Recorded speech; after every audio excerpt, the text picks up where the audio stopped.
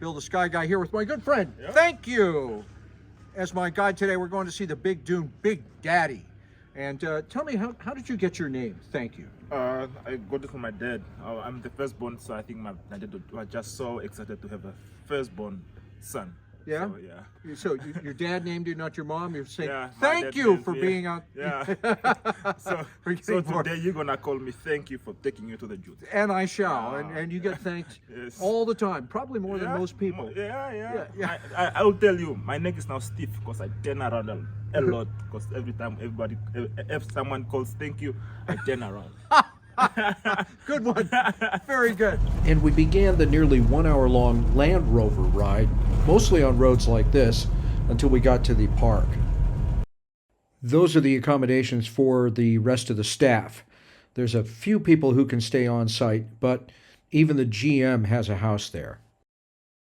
In between all the mountains, there are some flat corridors, and those places are where you get some really big blowing dust going on. There are 50 or so resorts in the immediate area, but one of them was this weird-looking castle little thing. I wanted to yell, "We've already got one, you see. It's a very nice."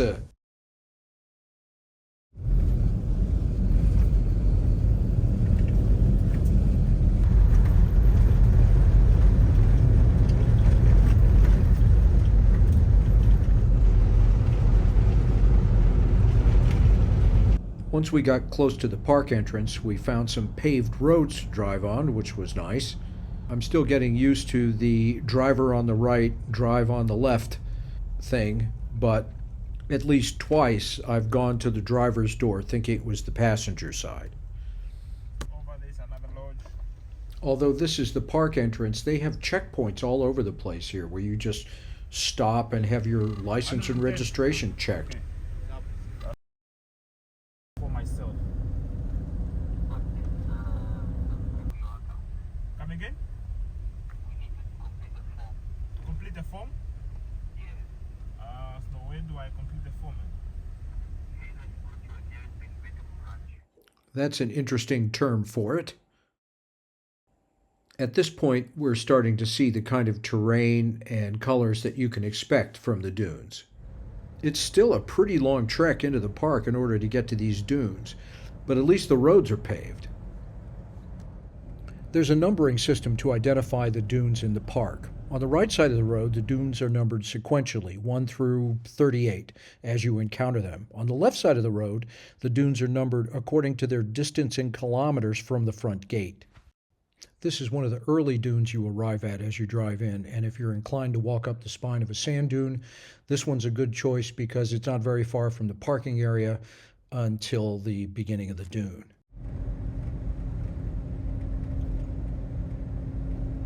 So finally, we arrive at the main parking area. This is where all the tour companies stage for getting people into the various dunes. This is a Namibian food truck. Once you get past the front gate, it's four-wheel drive only.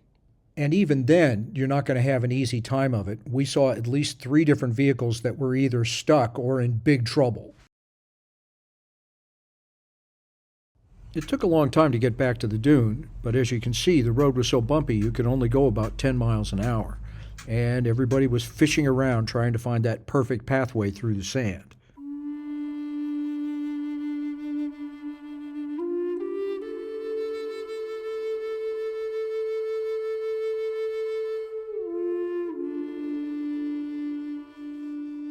And finally, we arrive at Big Daddy. Those are some very adventuresome people up there.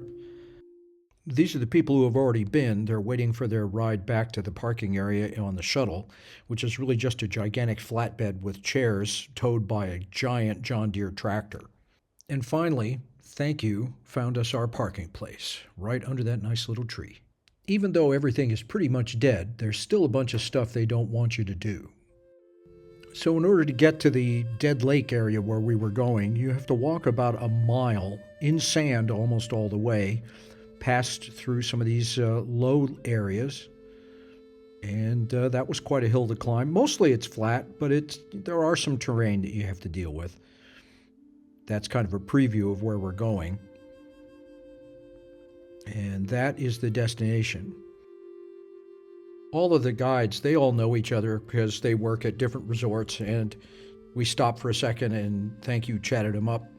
Big Daddy was off to the left the whole time, and this is our final destination, this dried lake with all these dead trees. So apparently what's happening all over Africa, especially here in Namibia, is that the sand dunes are really blowing around, and they are changing their position, moving across the landscape, and they will sometimes blow in the way and change a waterway so that this particular lake was then cut off from its water supply by these blowing sand dunes, leaving all of the trees in this lake without a source of water. And it happened fairly quickly, so they didn't have time to send down a taproot to get into the water table, so they just died in place.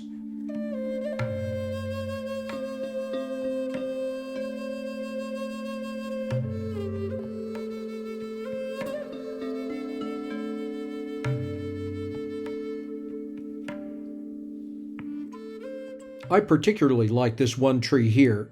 It's almost as if this tree said, all right, you all can just sit here and die. I'm out. I'm not going to... Damn it!